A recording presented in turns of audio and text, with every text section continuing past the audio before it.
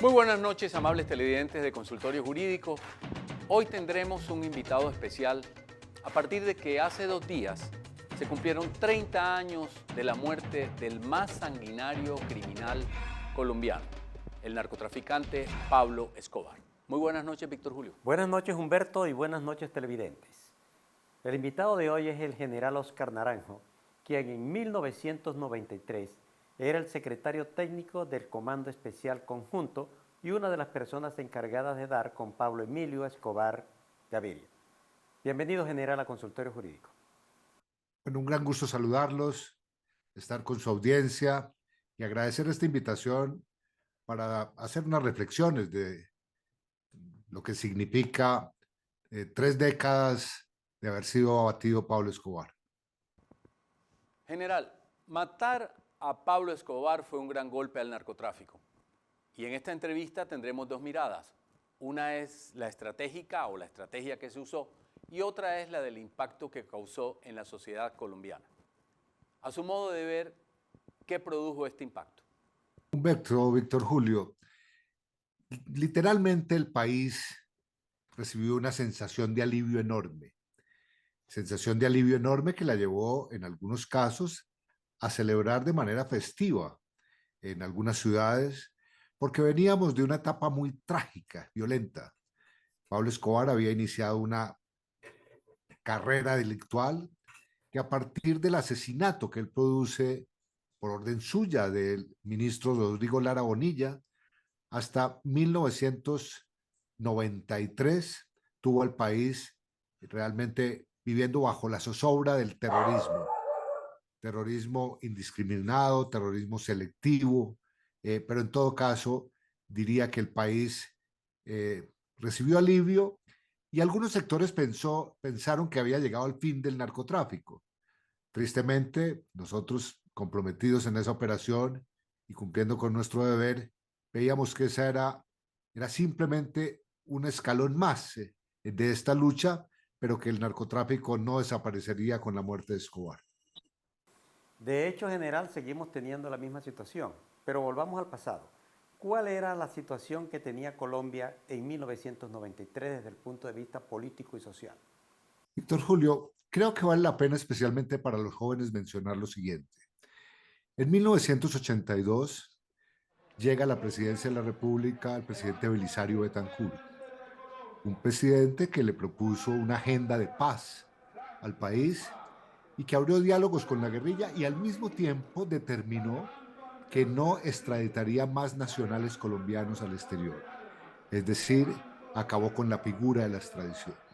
Sin embargo, tristemente para ese gobierno, la respuesta del narcotráfico fue asesinar a su ministro de Justicia y en las exequias del ministro, el presidente Betancur vuelve y renueva la voluntad de Colombia para extraditar nacionales a Estados Unidos. Allí comienza una carrera realmente y una lucha muy sangrienta contra el Estado colombiano y la sociedad colombiana por parte de los llamados extraditables, que acuñaron la frase que preferían una tumba en Colombia a una cárcel en Estados Unidos. Esa situación los llevó desde ese momento a tratar de arrodillar las instituciones, por así decirlo, a través de intimidaciones. Baste recordar las amenazas a los magistrados de la Corte Suprema de Justicia. Y la verdad es que el país llegó a 1989, yo diría, en el punto más alto de su violencia y de su terrible y trágica experiencia en relación con el asesinato de Luis Carlos Galán. Comparable, guardadas proporciones, a lo que significó el asesinato de Jorge Eliezer Gaitán. 1989 marca una especie de clímax de violencia que tenía a la sociedad en zozobra, con un estado de ánimo realmente deprimido y que se sentían muy acorralados, y al mismo tiempo unas instituciones que veían de alguna manera desbordada la capacidad del cartel de Medellín para enfrentar al Estado. General Naranjo, desde la fuga de Escobar hasta su abatimiento el 2 de diciembre de 1993, transcurrieron más o menos 17 meses. Usted acaba de publicar un libro denominado El derrumbe de Pablo Escobar. ¿Cómo recopiló esa información? Humberto, el libro realmente es una combinación, primero, de dos propósitos.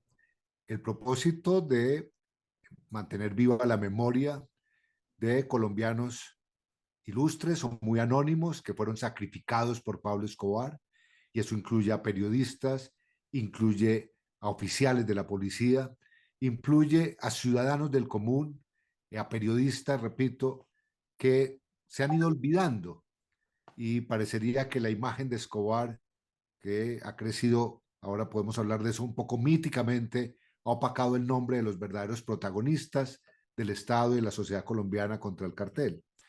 Y el otro propósito es que haya una versión lo más ajustada a la realidad, dado que alrededor de la muerte de Escobar se han tejido varias leyendas. Una que se suicidó, otra, incluso me dijeron en Medellín que estaba vivo recientemente, que fui a hacer la reportería, otra que lo asesinaron los miembros del cartel de Cali, otra que fue abatido por un hermano de alias Don Berna. Eh, y la verdad, el libro trató de hacer una investigación, una reportería, basado también ese libro en mi experiencia personal y muy directa en los meses finales de esa persecución. Debo recordar, digamos, a su audiencia, Humberto, que para ese momento yo era una especie de secretario técnico del Comando Especial Conjunto, responsable de producir análisis de inteligencia para evaluar el desempeño institucional en el día a día y los avances que se marcaban semana a semana tratando de someter y capturar a Pablo Escobar. Esa memoria está fresca, está escrita, y recurrí, digamos, a esos documentos para llevar episodios y pasajes al libro que se acaba de publicar. ¿Cómo fue la implementación de la orden de captura de Pablo Escobar? Víctor Julio, ese proceso, digamos, marca lecciones de éxito y de fracaso. Esas lecciones tienen que ver, primero, con el reconocimiento de que las capacidades estatales, la tecnología usada por las instituciones y la integración de la inteligencia del Estado se quedaba corta frente a los movimientos y las acciones de Pablo Escobar. Y por lo tanto, en ese momento fue evidente que había que fortalecer esa capacidad. Segundo, el reconocimiento de que frente a una amenaza de tal magnitud era necesario recurrir a la cooperación internacional, como evidentemente el gobierno colombiano recurrió, y por fortuna recibimos el apoyo, entre otros, pero muy destacado, de las agencias norteamericanas y de los servicios de inteligencia norteamericanos. Tres, era evidente que estábamos frente no solamente a la figura de un capo poderoso, rico, que basaba su poder en violencia, sino que estábamos frente a una organización monolítica que había que tratar de romper y de quebrar. Y eso realmente se logra cuando el presidente Gaviria pone en marcha la política de sometimiento y se produce el primer desmembramiento de un ala del cartel de Medellín con la presentación a la justicia de la familia Ochoa Vázquez. Y lo otro, digamos, tenía que ver un poco con la presión ciudadana, en dos sentidos. La presión de quienes se veían totalmente desprotegidos, un poco avasallados por la capacidad terrorista de Escobar, que cuestionaban la capacidad y la competencia de las instituciones del Estado, y de otro lado, yo diría, una minoría que terminó seducida o inducida o simplemente presionada para Escobar para defender la imagen de un narcotraficante que quería transitar a convertirse en una especie de Robin Hood. Al final, yo diría que el reto fue un reto que puso a prueba la institucionalidad y que deja una gran lección, Víctor Julio. La lección de que hay una ciudadanía en Colombia que no se dejó arrodillar frente a la capacidad terrorista del cartel, donde debo mencionar un tema muy especial.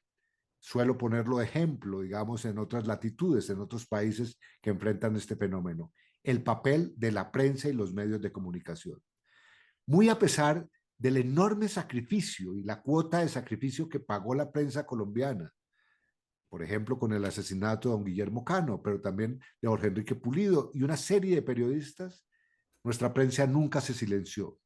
y por el contrario, en los peores momentos y crisis del país, llegaron a hacer un bloque y un frente común para hacer una emisión, por ejemplo, conjunta en horario y franja AAA, para tener una única voz desde la prensa, realmente defendiendo a los colombianos, defendiendo sus instituciones. Transelca transporta la energía del Caribe colombiano. Ganadero. Desde el 30 de octubre y hasta el 13 de diciembre llevaremos a cabo el segundo ciclo de vacunación contra la fiebre aftosa y brucelosis bovina 2023. Recuerde que estaremos llamándolo desde el número 601-919-4900 para agendar digitalmente su cita de vacunación. La ganadería colombiana se transforma. Una campaña de Ministerio de Agricultura, ICA, Fedegan, Fondo Nacional del Ganado.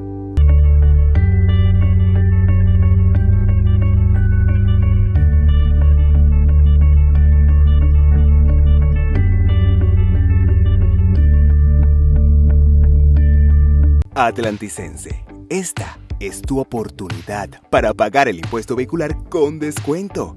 Aprovecha y ponte al día.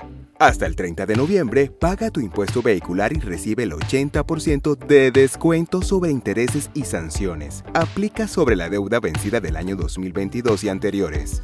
Gracias a tu contribución, lo bueno se ve en el Atlántico. Atlántico sobre ruedas. Gobernación del Atlántico. Nuestras canciones hacen parte de la memoria de un pueblo. Y yo me alejo de tu amor. Valora el trabajo de nuestros autores y compositores. Ganadero. Desde el 30 de octubre y hasta el 13 de diciembre llevaremos a cabo el segundo ciclo de vacunación contra la fiebre aftosa y brucelosis bovina 2023. Recuerde que estaremos llamándolo desde el número 601-919-4900 para agendar digitalmente su cita de vacunación. La ganadería colombiana se transforma. Una campaña de Ministerio de Agricultura, ICA, Fedegan, Fondo Nacional del Ganado. En Ceballos y Viveros Abogados somos expertos en lograr tu traslado a Colpensiones. Te asesoramos para prevenir y corregir inconsistencias en tu historia laboral y para reliquidar la pensión si te sientes insatisfecho con el valor asignado. Contacto@cebiabogados.com.co 315-5519-997 Santa Marta y 324-270-8538 Barranquilla. Proteja a tu empresa de riesgos laborales. Díaz Daza y Solano SAS, asesoría jurídica de empresas en asuntos de derecho laboral y de la seguridad social, auditoría laboral, asesoría preventiva, atención de procesos laborales y en negociación colectiva. El manejo preventivo en la parte laboral evita riesgos a tu empresa. Ganadero. Desde el 30 de octubre y hasta el 13 de diciembre llevaremos a cabo el segundo ciclo de vacunación contra la fiebre aftosa y brucelosis bovina 2023. Recuerde que estaremos llamándolo desde el número 601-919-4900 para agendar digitalmente su cita de vacunación. La ganadería colombiana se transforma. Una campaña de Ministerio de Agricultura, ICA, Fedegan, Fondo Nacional del Ganado. Centro Automotriz El Mañe, Manuel Cruzado, electricidad y refrigeración automotriz, cambio de aceite gratis, aceite en todas las marcas, filtro y aditivos, repuestos de partes eléctricas y aire acondicionado, baterías, latonería y pintura. Abrimos todos los días, incluidos domingos y festivos. Teléfono 311-678-2802, carrera 46, número 5831, Barranquilla.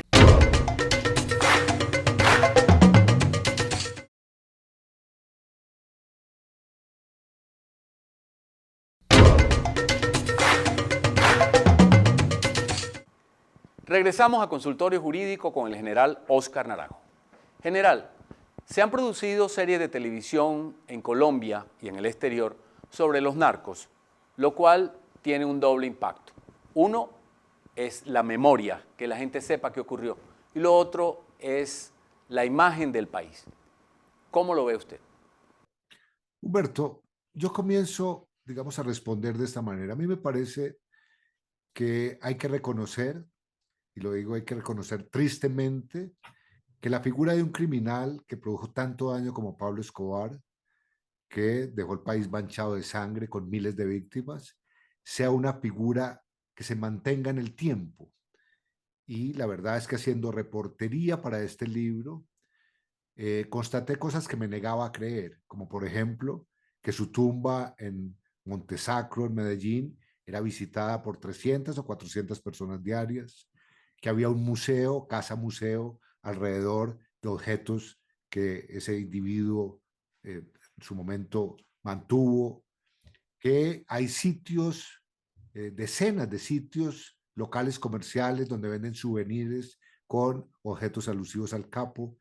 Y algo que me llamó poderosamente la atención y me dio mucha tristeza, constatar en Medellín un lugar donde hacen tatuajes y ver dos jóvenes holandesas de 20 o 25 años haciendo fila, buscando turno en ese centro de tatuaje para que les grabaran la imagen de Pablo Escobar en su cuerpo.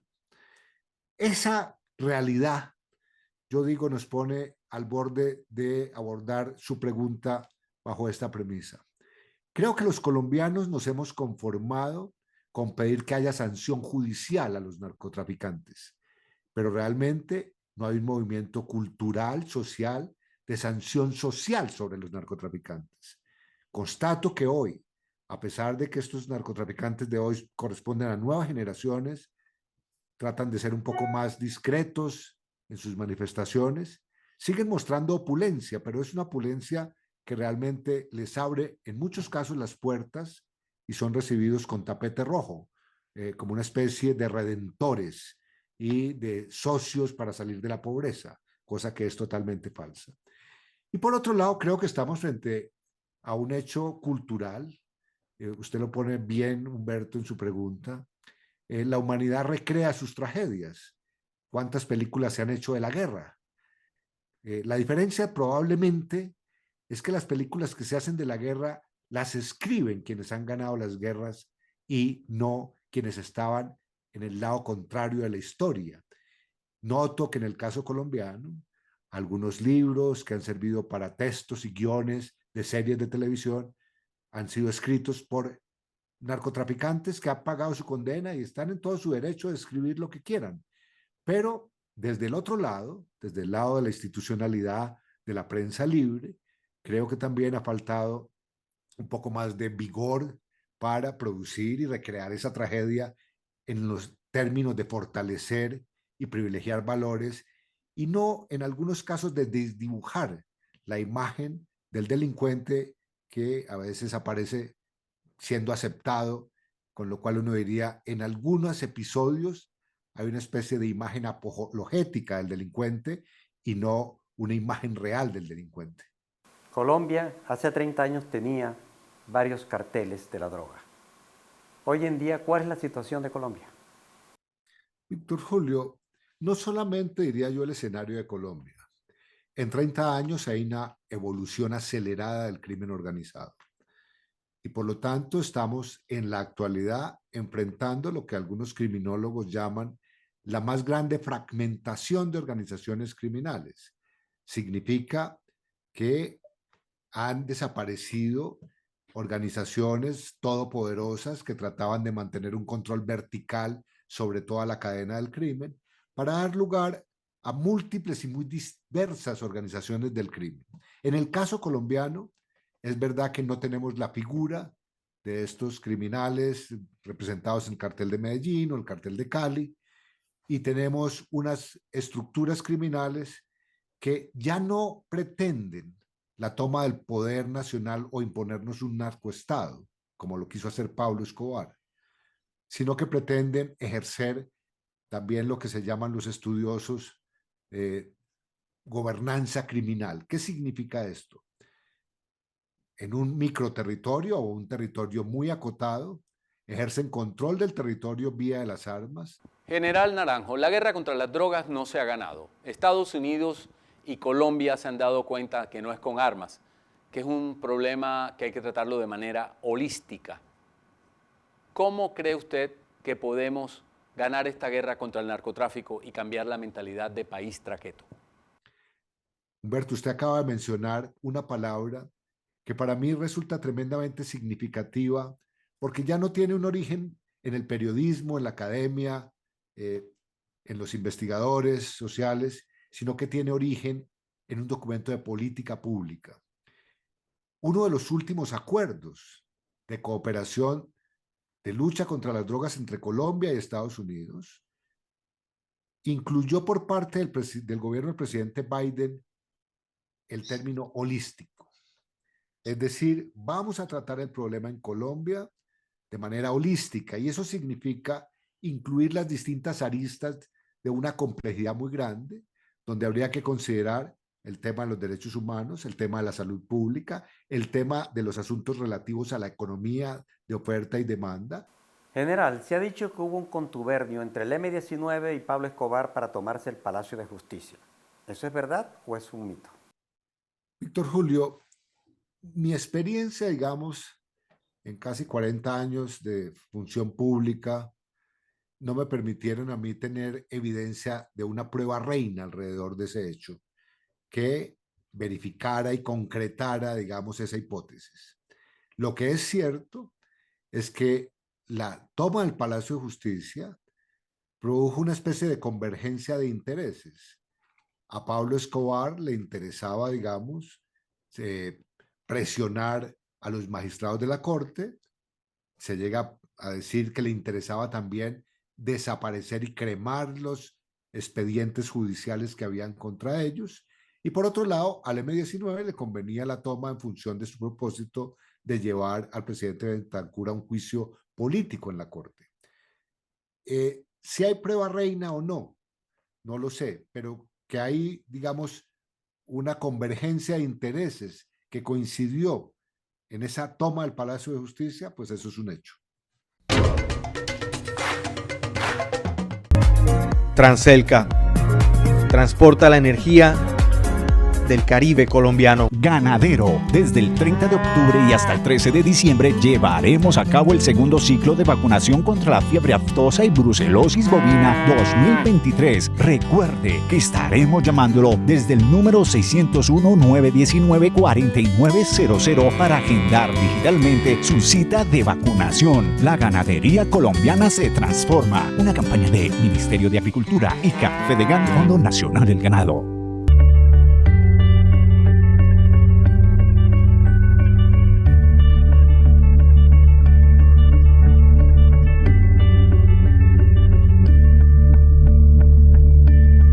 Atlanticense, esta es tu oportunidad para pagar el impuesto vehicular con descuento. Aprovecha y ponte al día. Hasta el 30 de noviembre, paga tu impuesto vehicular y recibe el 80% de descuento sobre intereses y sanciones. Aplica sobre la deuda vencida del año 2022 y anteriores. Gracias a tu contribución, lo bueno se ve en el Atlántico. Atlántico sobre ruedas. Gobernación del Atlántico. Nuestras canciones hacen parte de la memoria de un pueblo. Y yo me alejo de tu amor. Valora el trabajo de nuestros autores y compositores.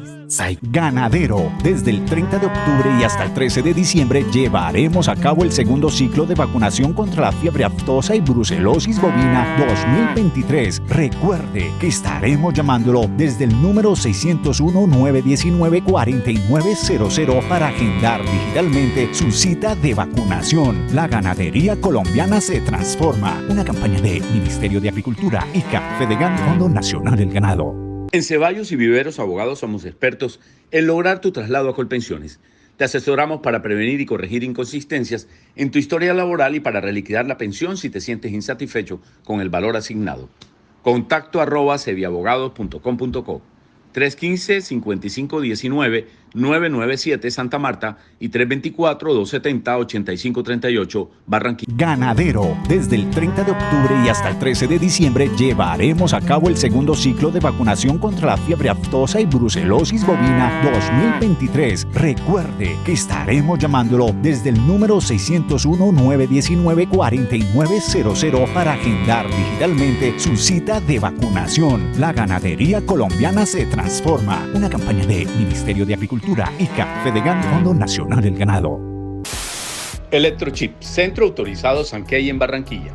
Dimas González, calle 72, número 3961, local 1. Aquí le damos solución a los daños de sus aparatos eléctricos y electrónicos. Somos especialistas en ventiladores retráctiles. Celular 310-643-8739.